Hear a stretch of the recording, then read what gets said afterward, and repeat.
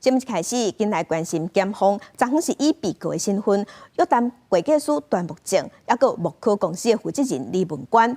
另外，有约谈李文官的阿兄李文忠，甲鸟公司负责人戴立庭和2个员工。检察官审问了后，依照伪造文书罪，要获段木正200万交保，李文官150万交保。2个人拢限制出境出海，嘛爱受电子监控。也毋过段木正因为总无钱，尾也改以100万交保。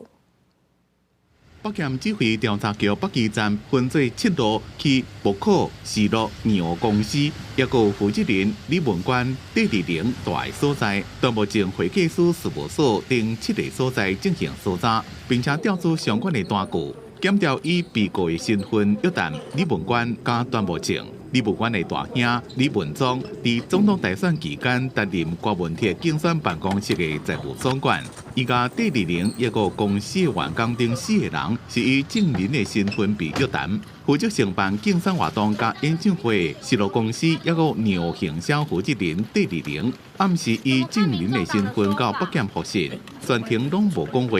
伊负责的2间公司拢公开澄清，无收到郭文铁现金申报内面的3笔。总共916万的活动加行销费用，戴立庭伫差不多1点钟了，互检调请回。